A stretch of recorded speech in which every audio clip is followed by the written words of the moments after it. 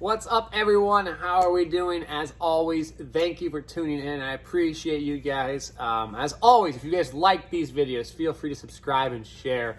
I try and cover a wide variety of topics, and I like to listen to your input. So if you want to hear a certain topic get covered, feel free to comment below. I don't really care what topic it is. It can be something about current and sports and whatever. I like basketball personally, which we're going to talk a little bit about here today, but more about skill development, or it can be about strength training, whatever it might be. Let me know what you want to hear about, and feel free to comment below. Now, today I want to talk about the idea of skill. And I played basketball. I like basketball, so I reference basketball in these kind of situations, but it's kind of something you can apply elsewhere. I do think it's kind of like a unifying concept where you can apply it to multiple domains, but I'm just going to reference basketball here. Now, I saw a post from By Any Means, I think it's basketball training or training. I'm sorry if I got the handle wrong. I'll put it down in the description down below about how athletes and certain basketball players, specifically Luka Doncic in this case, was getting open for certain moves. And it got me to think quite a bit. How come Luka Doncic has certain moves, but Ja Morant has other types of moves, and Allen Iverson had other types of moves, and no one player actually has the same moves as really someone else, right? They might have similar moves, but very different ones.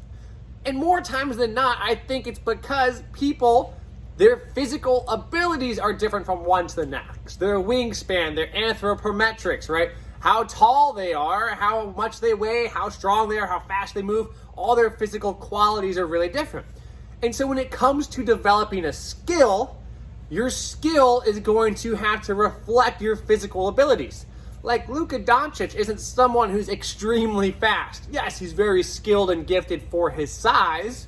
Key word there is his size. But he's not faster than Ja Morant, but he's able to get open all the time. Why? Because a lot of the skills that he uses leverages his own physical uniqueness, his physical ability to get open, right? He makes these certain moves, and they are very much a reflection of how his physical abilities differ than someone else. He's not trying to blow by someone, be as fast as possible. He's using his momentum, his mass, and his velocity to get open. More importantly, his mass and his size to get by someone, bump them off, move their position, and leverage them.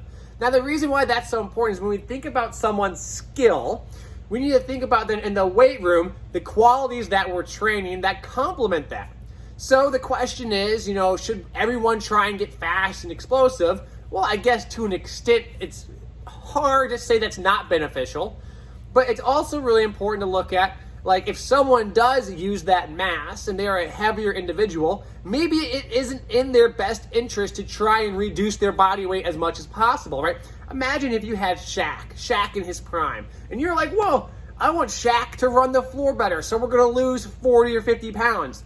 Would that really be helpful, being that a lot of his skill is predicated on his own physical size, his ability to actually move people?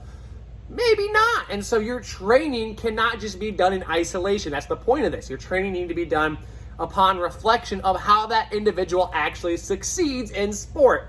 Now, maybe the person has like a certain makeup and they have a certain moves, but those moves are successful at one level of the sport, but they won't be successful at the next level. Say like it's let's say you have me. I'm slow and unathletic, relatively speaking.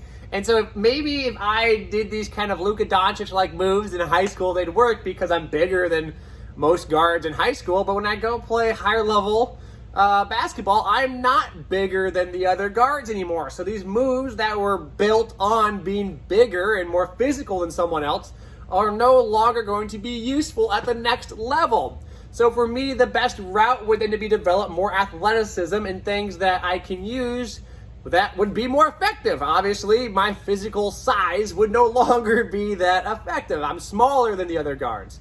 And so that's really important. As you progress, you have to look at how you're being successful in the current competition level, but also then how does that project into other competition levels and what skills and physical qualities will be needed, right? Maybe you need to get a certain kind of a runner, a leaning fadeaway.